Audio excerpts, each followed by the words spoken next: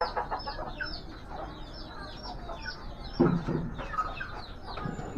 good day mga kalapatids.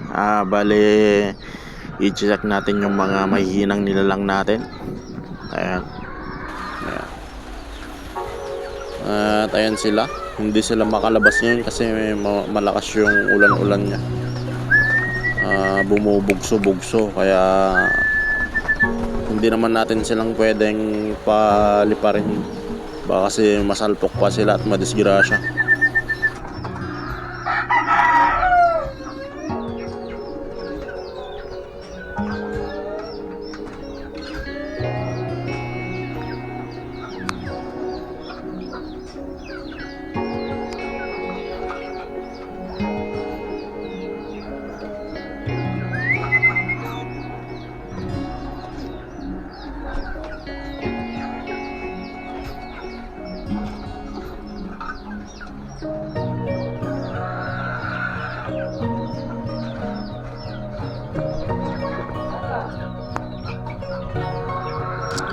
Medyo malaki na din tong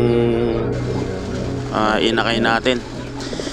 Bali nag-iisa lang pala to, kaya ayan siya, ang laki na niya.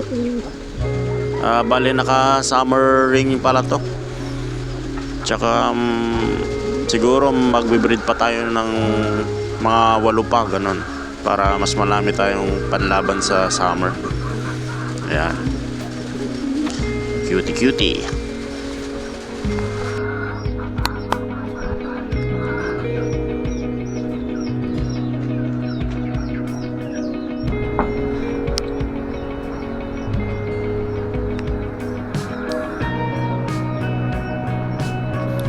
Bale magfa-follow fly tayo kahit maulan-ulan. Yung dalawang warriors natin,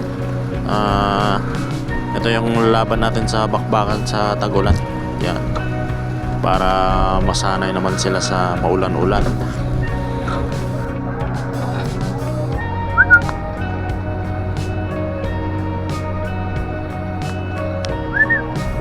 Nagkumako.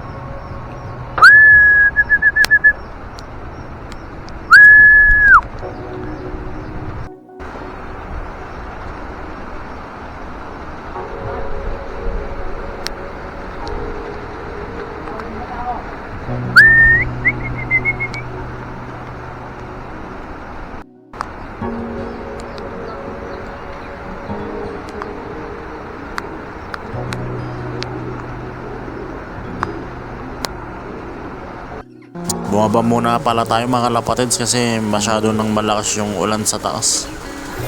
At tignan muna natin tong mga YB natin.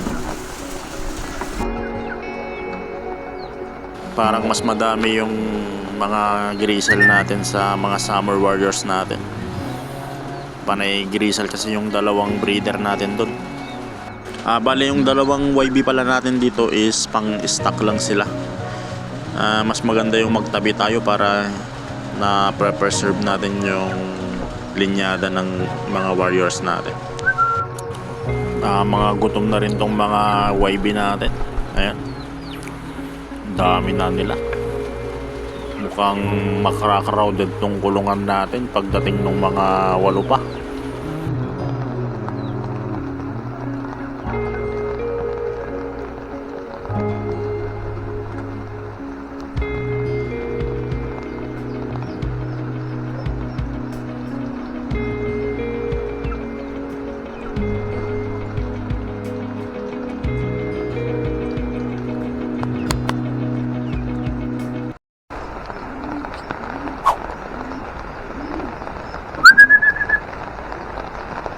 At ayan, bumaba na rin yung dalawang warriors natin.